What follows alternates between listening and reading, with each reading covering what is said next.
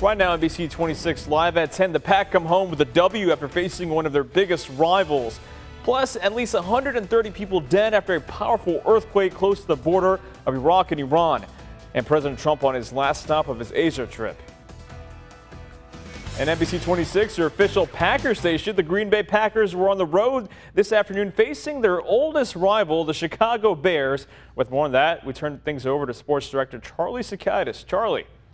With their backs against the wall today down in Chicago, the Green Bay Packers defied all the doubters, picking up a much-needed road win against a divisional opponent. And we have the highlights. A cold and rainy day, but you know what? That's what football feels like this time of year. We pick it up in the second 3-3 game. Aaron Jones out with a knee injury. Ty Montgomery in for him. And no one even gets a hand on Ty here. 37 yards untouched. The Packers take a 10-3 lead. But Montgomery would also go out on this one. Ribs the issue. Ahead to the fourth, pack up 16-13. Brett Hundley, the kind of play fans have been waiting to see, on time, on target, into the sure hands of Davante Adams. 23-13. The Packers end the losing streak 23-16. Kelly Price was there and has more on Brett Hundley's big day.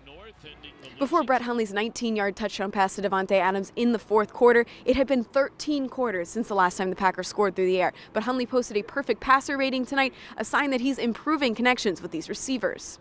He's getting comfortable back there. He's making plays. He's getting back, I think, to where he feels comfortable and has that confidence to let it go.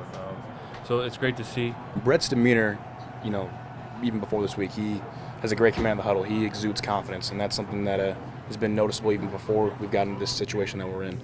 Now, speaking on him, you know, from my opinion, he's improved every week, and he's shown that.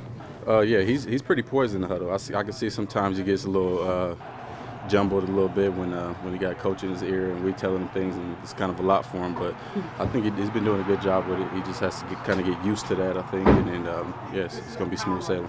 It's a lot to expect from a guy who hasn't played in 2.5 years of live football, and to come in to the NFL and handle it. So I think he's done a great job over the 3 weeks of staying calm, not putting a lot of pressure on him, and just going out there and playing. And most importantly, the Packers picked up a win for the first time since Aaron Rodgers' injury. And maybe with that, Brett Hundley picked up some confidence to carry this offense forward.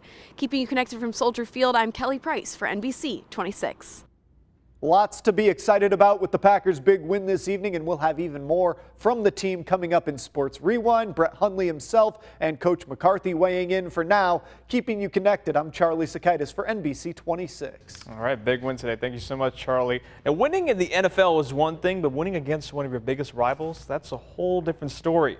NBC 26's Max Grossfeld caught up with some Packers fans watching the game near Lambeau to get their today's take.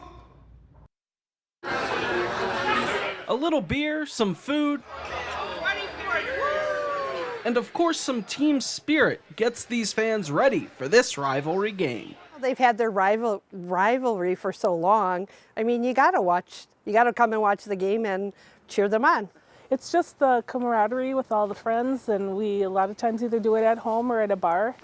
And so it's just fun time being with friends and watching the Packers. Even when the Packers aren't playing at Lambeau, fans tell us when they see jerseys and shirts around town, it fills them with pride. It's just great. You don't have that anywhere else you go. You can go out of the state anywhere and you'll find people with Packer jerseys on. This friend group is watching at Stadium View, where one of them is paying extra close attention.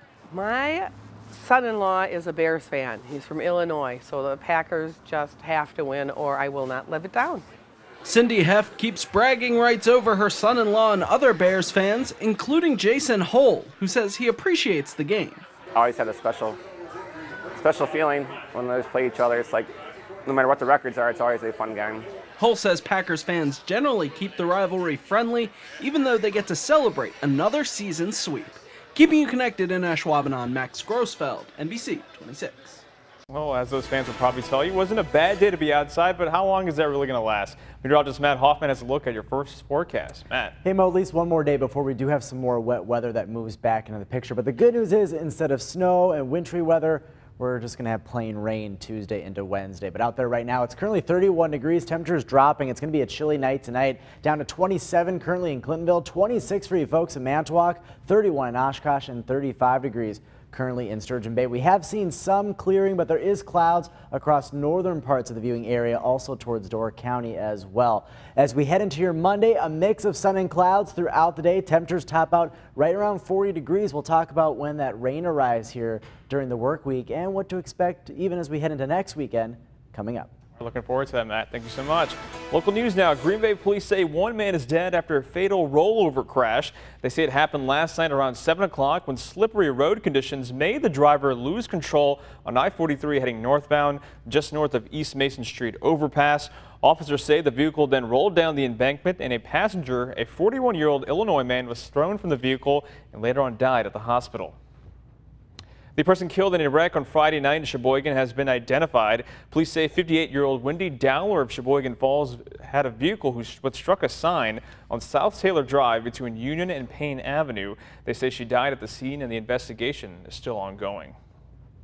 And thousands of union workers in Wisconsin and across the country are facing possible major cuts to their pension plan benefits.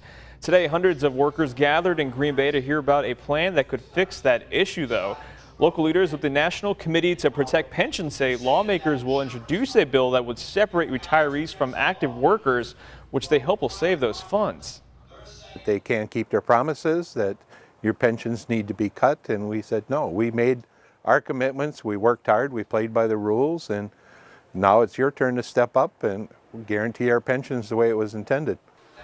Committee leaders say a combination of retirees outnumbering workers and government regulations have led to what they call a crisis. Covering America now, President Trump's 5-country 12-day trip overseas wraps up Tuesday, but not before meeting with the president of the Philippines. David Daniel has more. Violent protests and riot gear, shouting anti-Trump slogans and setting American flags on fire. Protesters clash with police in the streets of Manila as President Trump arrives in the Philippines. His visit comes at the end of a 5-country tour of the Asia-Pacific region. While in the Philippines, he'll attend the Association of Southeast Asian Nations Summit with world leaders and East Asia summits. Trump also plans to address human rights issues in his meetings with Philippines President Rodrigo Duterte Monday. The controversial leader has bragged about killing people in his bloody drug war, even comparing himself to Hitler, which he later apologized for. President Trump praised Duterte's crackdown on drugs during their first call earlier this year. A leaked transcript of their conversation revealed Trump told Duterte, "I just wanted to congratulate you because I am hearing of the unbelievable job on the drug problem." Thousands of people have been killed since Duterte was elected president in 2016. I'm David Daniel reporting. A magnitude 7.3 earthquake has rocked the border of Iran and Iraq. Iran's semi-official news agency says at least more than 130 people have died in that country and at least 1,000 are injured as of now. This video, though, that you see right here was recorded in neighborhood Iraq. In this clip, you can see items moving and overhead lights swaying. Iraqi state media is reporting that the quake was felt throughout the country and beyond. Covering Wisconsin now, the Department of Corrections says a, quote, very small percentage of inmates at the state's juvenile prisons are behind a rash of recent violence. An attorney for the department gave an update in Madison. He said the state is making progress, but says a court order that limits pepper spray, shackles, and solitary confinement is causing the uptick in violence. Here's also a little tidbit you don't want to hear, especially if you live in Wisconsin. There's reports that the new iPhone 10 has been literally freezing up in cold temperatures. Apple says it's aware of the screen becoming temporarily unresponsive to touch after a rapid change to cold environments. The company says it's working on a software to fix that problem. But in the meantime, they say after several seconds, the screen will become fully responsive again. So not all is lost there. Still ahead on NBC 26 live at 10. It's been 1 week since the shooting at the Texas church, and today people gathered to worship. But before, what's the weather looking like for the rest of the weekend? Your forecast up next. Connected to NBC 26 News at 10 with Regina On, Matt Hoffman Weather, and Chris Barrier Sports. NBC 26 News at 10, keeping you connected.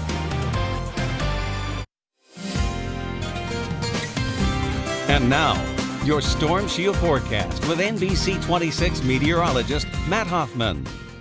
Well, here's a look at your weather headlines as we get into the work week. Another dry day tomorrow, but it's not going to last all that long. We are going to see some more wet weather in the forecast for Tuesday into Wednesday. But the good news about the work week, at least the first half of it, is temperatures will continue to be warming up. By Wednesday, we're going to be talking about highs possibly close to 50 degrees in some spots, so that'll feel nice. But it's chilly out there right now. 31 degrees currently in Green Bay, a south-southwest wind at 5 miles per hour. Those temperatures will be dropping down into the 20s across the area. Already down to the 20s in Manitowoc, 26, 23 in Sheboygan. It's 23 in Wautoma, 29 in Wapaka, and 27 degrees currently in Clintonville. Wind speeds fairly light, and they'll remain that way through the overnight hours. Satellite and radar picture, we've seen some clearing across the Fox Valley, down through Fond du Lac as well. Some clouds hanging on across parts of the lakeshore areas, mainly Kewaunee County up towards Door County, and northern parts of the viewing area, mainly north of Highway 29. So we will still see some more clearing take place through the overnight.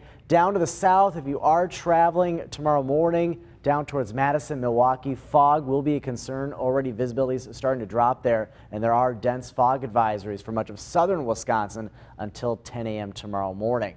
High pressure building on into the area, an area of low pressure bringing us the wet weather and the snow from what we saw yesterday. That is continuing to move to the east, so we're going to stay quiet, but there is another system that will develop to the west and impact us Tuesday into Wednesday with some more wet weather, but this time it's going to be rain instead of snow because we are going to get some warmer air to move on in. It's pretty cold out there for tonight, but as we head into the coming days, temperatures warming up as milder air starts to move into the upper Midwest. A little brief chilly cool down for Thursday, but then temperatures look to warm back up on Friday before even colder air looks to move on in for next weekend. Here's a look at Skycast, though. In the meantime, continuing a clearing trend through the overnight hours as we head into tomorrow, a mix of sun and clouds throughout the day.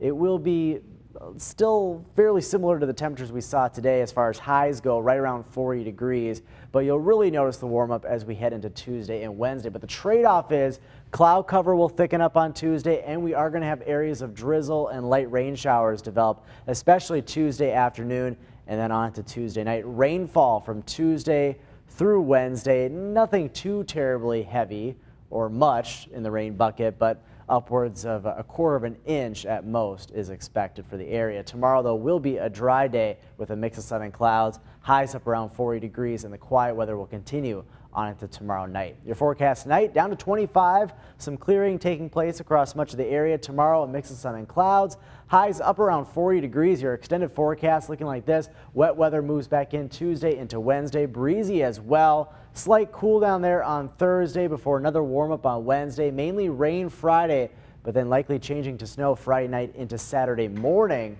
Also very windy as well with that storm system.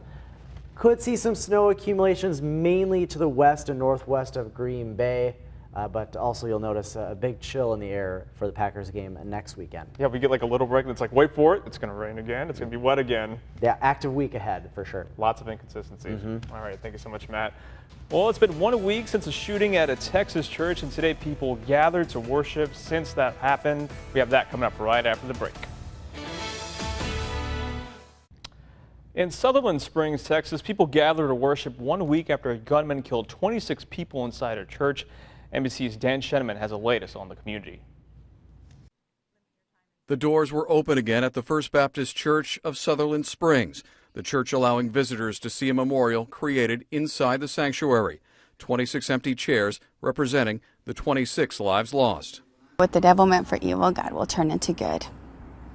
He will. Earlier, hundreds flocked to the small town for a Sunday worship service inside tents not far from the church. I expected it to be more sad and heartbreaking, but I could feel the joy of the Lord. Those who lost loved ones say they have been comforted by prayer and words of support.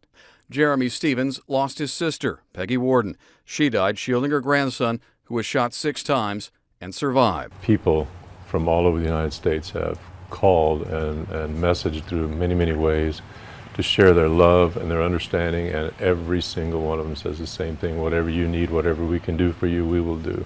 Worshippers who were moved by the tragedy say they will now focus on their faith. There's a greater God that we serve. We lean on Him. We don't lean on our own understanding, as the Bible teaches us, that something good will come out of this. Words of hope after a week of sadness. Dan Sheneman, NBC News. That community is certainly in our thoughts tonight. Well, thank you for spending your Sunday night with us. Stick around for Sports Rewind coming up your way next.